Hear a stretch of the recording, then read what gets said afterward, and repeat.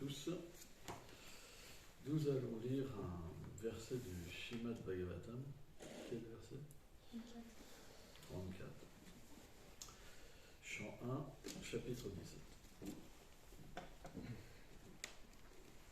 Om Namo Bhagavate Vasudevaya. Om Namo Bhagavate Vasudevaya. Om Namo Bhagavate Vasudevaya. Om Namo Bhagavate Vasudevaya. Om Namo Bhagavate Vasudevaya. Om Namo Bhagavate Vasudevaya. Yasmin Harim Bhagavam Vidyamanaha. Yasmin Hari Bhagavan Jamana. Ijat Mamurtim Vajatam Santo Noti. Ijat Murti Vyajatam Shamtanoti. Kamam Namugam Stiram Jagamanam. Kamanamukam Stirajam Gamanam. Antar Bhayam Evisha Atma. Antar Bahirvayuri Vaishatma. Yasmin Harim Bhagavam Vidyamanam. Yasmin Hari Bhagavan Vijamana. Ijat Mamurtim Ajatam Santo Noti. Vidyatma Murti Vyajatam Shantanoti. Kamam Namogam Stiram Jangamanam. Kamanamukam Stirajam Gamanam. Antar Bhayam Vayum Evishatma. Antar Bahirvayuri Vaishatma. Traduction. Étant ainsi adoré, le Seigneur qui est l'âme des demi-dieux, qui est comme l'air, et qui existe à l'intérieur et à l'extérieur de chaque chose, comble les désirs de ceux qui l'adorent. Commentaire. Srila Vishwanath Chakravarti Thakur cite le roi. Même les demi-dieux doivent être adorés, pas seulement le Seigneur suprême. En effet, il est l'âme de tous ceux qui sont adorés comme Indra. Leur forme provient de lui seul. C'est encore lui qui distribue le bonheur matériel et spirituel. Aux êtres mobiles et immobiles, comme l'air, il peut être réalisé à l'intérieur et à l'extérieur. Or, si tu résides ici, cela ne pourra pas être possible.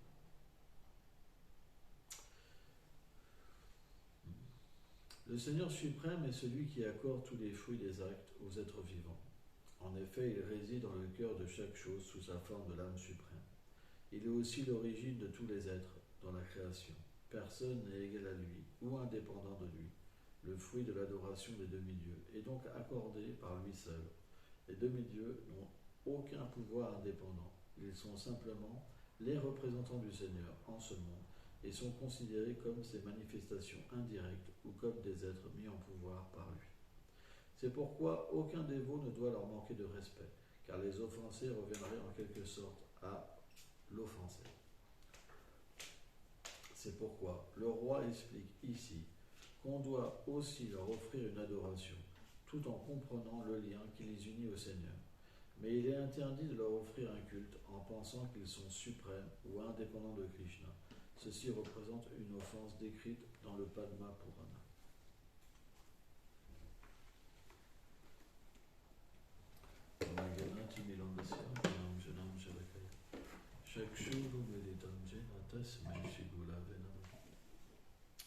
Namam Vishnu Padaya Krishna Prestaya Bhutale Srimate Bhaktivedanta Swamini Tinami Namaste Sarasvati Deve Kauravani Prachaline Nilave Shesha Sumyarari Prachatari Shatai.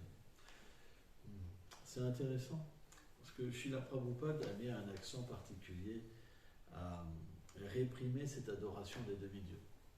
Pourquoi ? Parce que il y a dans la conception de l'impersonnalisme le principe du Pancha Upasana, où on peut adorer en fait n'importe quelle divinité, puisque tout est Brahman finalement. Le Brahman est l'origine de tout, et pour créer ou pour aider les gens, il vient sous une forme matérielle, si on peut dire matérialisée. Dieu se fait chair, mais en réalité, c'est une conception erronée. Parce que le Seigneur suprême a une forme éternelle, Satchitananda, Vigraha, forme. Faite d'éternité, de connaissance et de félicité. Et le Seigneur n'a pas à prendre une forme matérielle pour venir sur une de ces planètes. En fait, on doit comprendre que tous les univers lui appartiennent. Donc parfois, Yada Ida Lamartia, il vient sur une planète, un univers matériel, pour se divertir, pour faire voir aux êtres vivants qui il est. Et on voit malheureusement parfois certains demi-dieux. Alors, on voit dans les histoires du Srimad Bhagavatam, pris d'orgueil pour une sorte d'illusion, ils n'acceptent pas la personnalité de Krishna comme le Seigneur suprême, et ils se font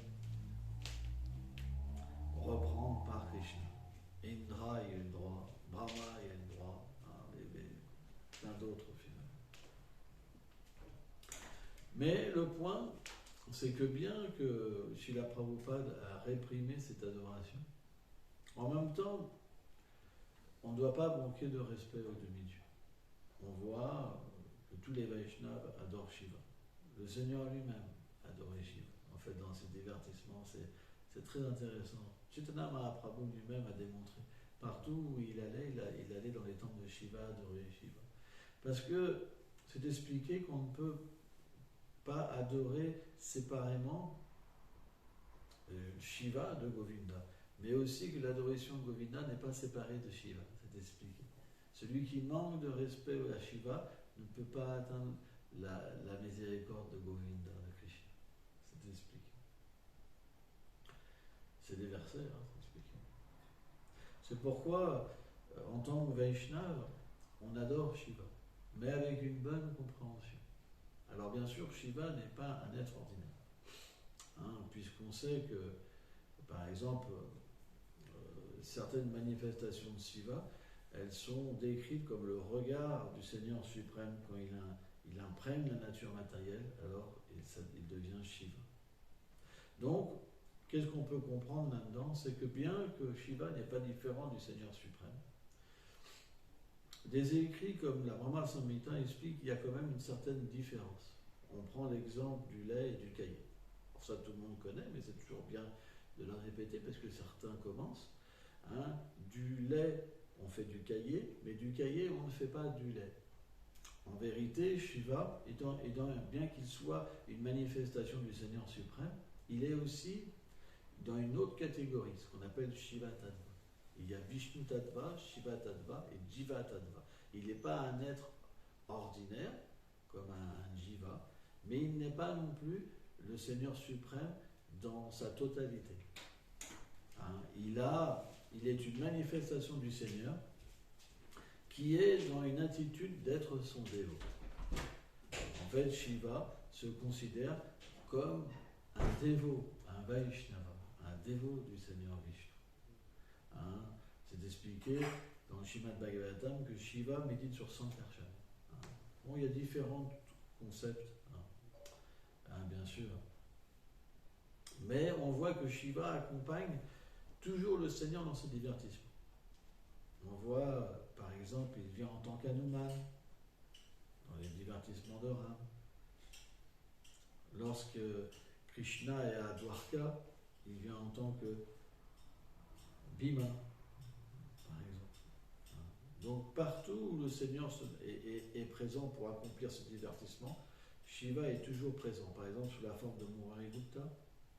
Non, Murari-Gupta, oui, c'est Hanuman, donc c'est Shiva aussi. Mais il vient aussi en tant qu'Advaita, Acharya, par exemple. C'est expliqué qu'un jour, Shiva voulait avoir le darshan de Mahavishnu. Donc il a médité pas loin de l'océan causal, l'océan Karana. Et il a médité pendant, si mes souvenirs sont bons, 1000 années célestes. Comme ça. Ce Shiva, c'est le plus grand des yogis, le plus grand des Vaishnavas.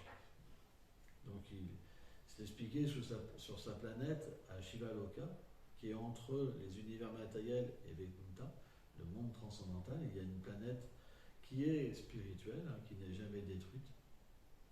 Et là, le Srimad Bhagavatam le décrit qu'il y a un immense arbre banyan qui fait, et c'est immensément grand.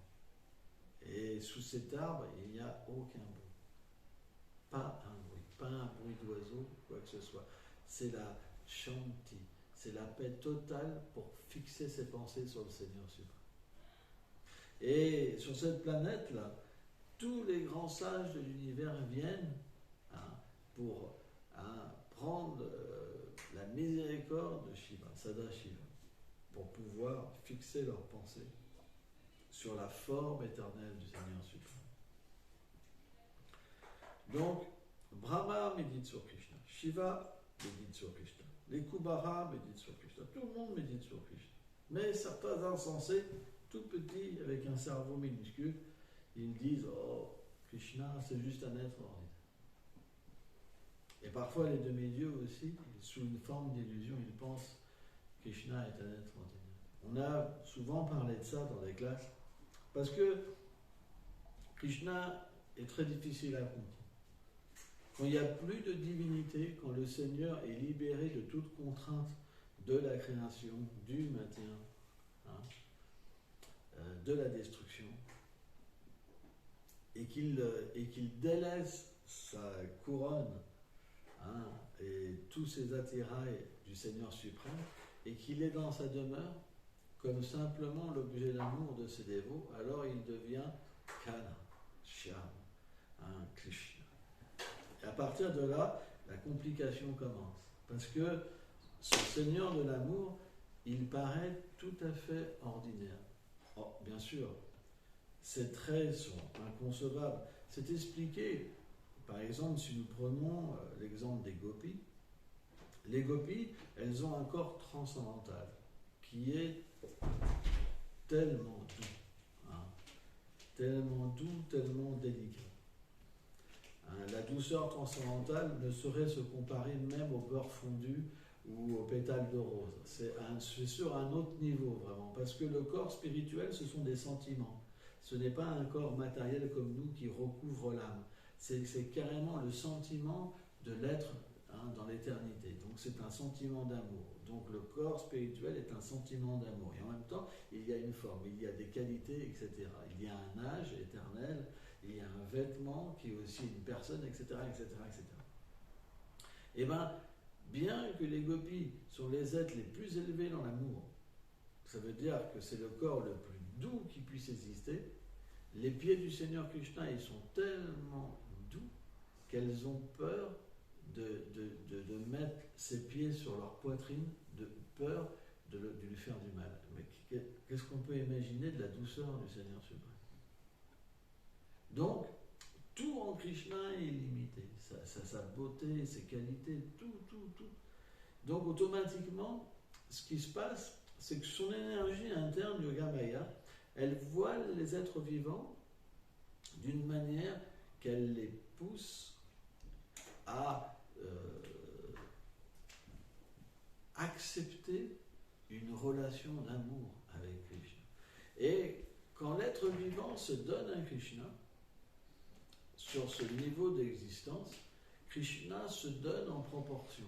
Donc, comme le monde transcendantal, pas de japa pendant la classe, comme le monde transcendantal est sans limite, que les sentiments sont sans limite, que le désir de servir Krishna est sans limite, il n'y a pas de désir matériel.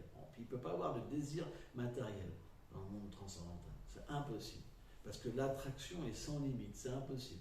C'est expliqué, souvent on prend cet exemple, quand Sridham, pendant juste un clip, il voit Krishna passe derrière un nain, il ne le voit pas, c'est comme si il perdait sa vie.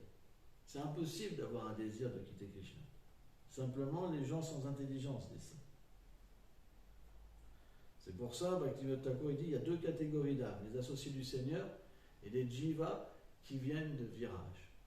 C'est pour ça qu'on ne peut pas tomber du monde transcendantal. Attention. C'est pour ça que vous dites que les associés d'un être du Seigneur, ils tombent. Ça veut dire que c'est juste des êtres ordinaires. Attention, ça c'est une grande offense. On ne doit jamais penser. Jamais. Ça veut dire qu'à ce moment-là, vous êtes tous des Nityasiddha. Vous comprenez? Ce n'est pas le cas. Un Nityasiddha, il n'oublie jamais sa position. Krishna peut le mettre dans une situation momentanée, pour un lila, comme Prabhupada par exemple, comme Bhaktivinoda Thakur. Bhaktivinoda Thakur, il était même aspiré par le christianisme. C'est expliqué. Mais tout ça, c'est des lilas. Et à un moment, il quitte la position de la religiosité pour accepter leur nature éternelle et enseigner aux êtres vivants le dharma éternel. Mais pourquoi ils ont cette expérience? C'est pour enseigner aux autres. On a parlé l'autre jour de Sankaracharya. Sankaracharya, il était mis au défi par un yogi tantrique, parce qu'il savait qu'il n'avait jamais touché une femme, il ne connaissait rien sur la concupiscence. Donc il est rentré dans un roi pour expérimenter la concupiscence, pour pouvoir l'expliquer. Après, il a battu le yogi. Donc sans expérience, comment vous voulez être avec les gens? C'est pas possible. Donc parfois, Krishna fait naître ce dévot, il y a une sorte d'expérience, et après il s'éveille à leur réalité et il prêche. C'est vrai. Donc c'est pourquoi, comment dire, on devrait toujours faire attention et jamais considérer la hauteur d'un dévot, la grandeur d'un dévot par rapport à son lieu de naissance. Ça, il faut faire vraiment attention. Vraiment, vraiment attention. On prend par exemple l'exemple d'Haridas Thakur, par exemple, qui était né dans une famille de musulmans, où il y a un fameux aussi poète musulman qui est adoré par les Vrajbasi, qui s'appelle... j'ai oublié son nom. Camera. Et bon, bref. Le point, c'est que Krishna est tellement doux et tellement contrôlé par ses dévots que les demi-dieux qui ont l'habitude de voir Narayan, le Seigneur Narayan, qui est adoré par ses dévots, qui est vénéré et qui est tout puissant et qui est toujours au-dessus de tout le monde, lorsqu'ils voient Krishna, ils ont un doute. Et c'est très intéressant parce qu'ils ne peuvent pas comprendre. Parce qu'on peut comprendre Krishna, Bhaktiamana Abhijanate, que par la pure dévotion, pas par l'intelligence. Même Brahma, qui a une intelligence presque sans limite, puisqu'il est quand même le sous-créateur, je ne sais pas si vous voyez, Brahma, c'est inconcevable. Brahma, il est les Védas personnifiés. Son corps, c'est les Védas, Brahma. Vous vous rendez compte?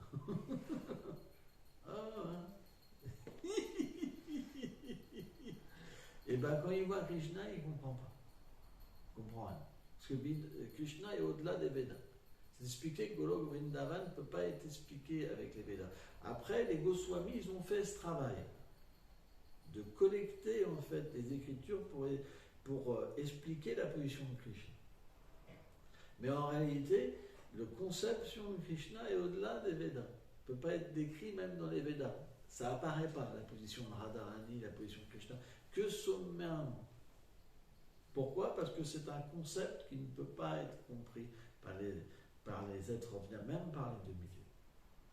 C'est pour ça que quand Krishna vient, il y a toujours ces lilas où les demi-dieux, en fait, n'acceptent pas la position de Krishna. Et Krishna joue avec eux. Par exemple, quand Indra, il a fait pleuvoir les pluies. Krishna, il a soulevé une énorme colline Govardhan qui faisait des milliers de kilomètres d'eau sur son petit doigt de la main gauche pendant 7 jours. Mais c'est juste pour rire. C'est rien pour Krishna. Krishna, il manifeste, sous sa forme de Mahavishnu, des univers de chaque pore de sa peau. Et soulever une petite colline, c'est rien. Mais c'est son dévot, c'est son guérirage. Pourquoi Krishna l'a soulevé? Comme ça, parce que c'était le profond désir de Govardhan. D'être en fait touché par la main pareille de Dieu de Krishna. D'être vraiment comme une première pièce à son divertissement. Parce que Krishna, il voulait aussi donner un darshan particulier. Parce que dans ces lits-là, souvent tout le monde n'est pas là ensemble. Certains, quand Krishna va par exemple dans la forêt, avec les vaches et ses amis. Les gopis ne peuvent pas le suivre, par exemple. Ses parents ne peuvent pas le suivre, les marchands. Il y a toutes sortes de concepts, en fait. À Nandagram, à Varshan, vous avez des paysans, vous avez des commerçants qui vendent des colliers, et vous avez ceux qui font des guirlandes de fleurs, des objets. C'est comme dans le monde matériel, tout, sauf que c'est transcendantal. Tout existe. Et Krishna, il a une relation avec chaque personne. Ne pensez pas, par exemple, dans les divertissements de Mahaprabhu, Chaitanya Mahaprabhu allait embêter certains dévots qui étaient des marchands, comme Sridhar par exemple. C'est un très beau divertissement, très très beau et extraordinaire. Et bien de la même manière, Krishna a conçu ce divertissement pour reprendre Indra et aussi pour lui permettre de progresser spirituellement. Brahma, c'est la même chose. Brahma, quand Krishna a pris les formes des vaches et des veaux, par exemple, parce que Brahma l'avait subtilisé pour voir la réaction de Krishna, Krishna a pris la même forme de tous les pâtres, de toutes les vaches, et quand Brahma est revenu, après avoir les subtilisés, il les a vus encore, et il disait, oh, comment c'est possible? Je suis Brahma, je suis le sous-créateur. Je les ai mis là. Pourquoi? Qu'est-ce qui se passe? Et là, le Seigneur a manifesté ces formes de Narayan de chaque veau et de chaque pâtre. Imaginez-vous, Brahma, la confusion. Il y avait des millions de Narayans. Des millions de Narayans. Parce que quand Krishna est avec ses vaches, ses amis, ça fait des millions, des milliards.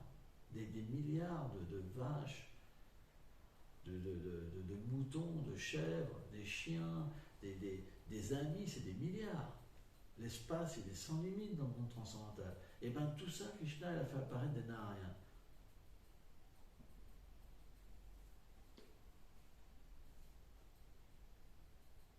On ne peut même pas imaginer un être comme Brahma, ce qu'il a pu ressentir dans ce moment-là. Vous vous rendez compte? C'est quelque chose d'inconcevable. Mais pourquoi Brahma, il a reçu cette leçon? C'était une miséricorde aussi pour qu'il puisse aller au-delà de sa connaissance, pour qu'il puisse s'abandonner, pour qu'il puisse atteindre l'amour spontané. C'est une des raisons, Vishwanath Chakravarti Thakur explique, c'est une des raisons pourquoi ce divertissement a lieu aussi. Une autre des raisons, c'est parce que les vaches, elles ont un sentiment parental envers Krishna. Elles voulaient avoir Krishna comme leur enfant. Et toutes les mères de Vraj voulaient avoir Krishna comme leur enfant. Donc, on voit que les divertissements du Seigneur, ils sont quelque part inconcevables. Chitya, ils sont inconcevables. C'est pas quelque part, ils sont inconcevables. Mais ils vont regrouper toute une sorte de cause et d'effet pour que tout le monde soit satisfait et que tout le monde puisse progresser.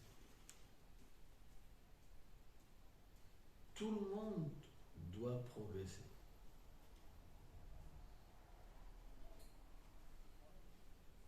Personne ne sera oublié. C'est pourquoi Krishna a ses plans pour tout le monde. Même pour des gens très avancés dans la vie spirituelle. Parce que c'est le désir du Seigneur de pouvoir faire progresser ses égos davantage. Par exemple, quand Krishna a quitté la danse, quand il a quitté les gopis, pourquoi il a quitté les gopis? Il l'explique lui-même. Parce qu'en fait, ce qui se passe, c'est quand les gopis, elles cherchaient Krishna, dans un premier temps, elles ont eu une extase de dévastation. Dans un deuxième temps, elles ont commencé à parler à tous les êtres. Et aussi, elles ont eu des dialogues avec Krishna sous une forme mystique. Elle pouvait parler avec Krishna. Et elle lui disait, mais pourquoi pourquoi tu nous as abandonnés? On a tout donné pour toi gratuitement. On était dévotes, on ne sait pas quoi faire d'autre, et tu joues avec nous comme un tricheur, comme un tueur. Tu nous tues. Juste par tes regards, tu nous tues. Tu es extrêmement cruel. Mais on dirait que tu aimes faire ça. Et en plus, tu viens nous voir, tu nous observes pour voir comment on souffre. Quel genre de personne tu es? Quel genre de personne? Et elles lui disent comme ça.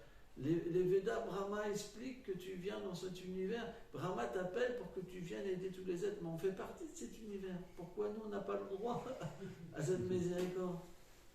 On demande simplement que tu viennes nous voir. Juste, on veut voir juste ton doux sourire et ton regard.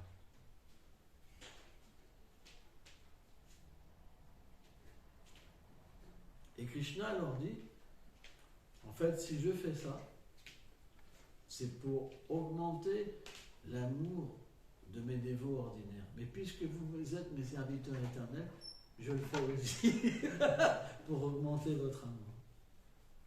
Et ce qui est vraiment incroyable, c'est que donc Radharani est avec Krishna à ce moment-là. Et les gopis, elles suivaient les traces de Radha et Krishna.